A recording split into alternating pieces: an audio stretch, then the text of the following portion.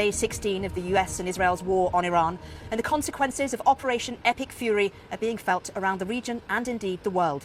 Donald Trump claims the Iranian government appears ready to make a deal, but in his words, the terms aren't good enough yet. The American president declined to say what his terms might be, but stressed that a commitment to abandon any nuclear ambitions must be part of the deal.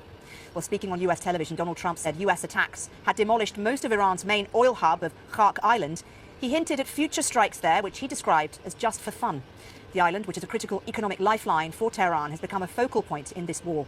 Well, in response to the attack on Khark Island, Iran has threatened to further escalate the conflict, calling on the United Arab Emirates to begin evacuating its population away from port zones. We'll have more on that later in the programme, but first, let's get the very latest from our correspondent, Greg Mackenzie. These are the latest images showing missile strikes on what US Central Command says were Iranian military targets as the war enters its third week. Iran has responded with defiance after US forces also hit sites on Khark Island, just off Iran's coast. Around 90% of Iran's oil exports pass through here, with much of it heading to China. Washington insists only military targets were struck, not the oil facilities themselves. But the US says that could change if Iran continues attacking commercial shipping in the Strait of Hormuz, one of the world's most important energy routes. President Donald Trump is now calling on countries including the UK, France and even China to send warships to help reopen the shipping lanes.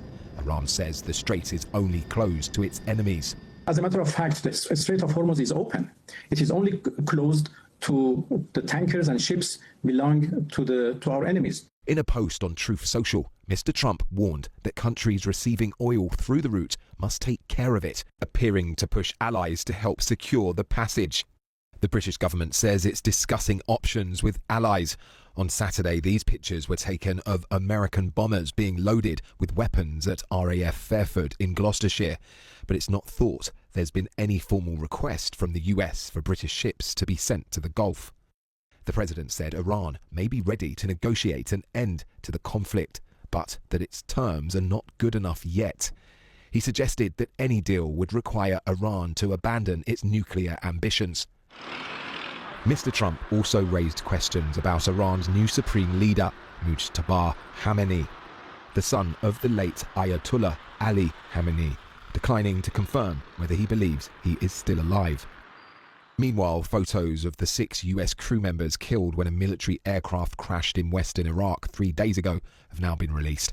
As the fighting continues, the cost of the conflict is already being counted in lives. Greg Mackenzie,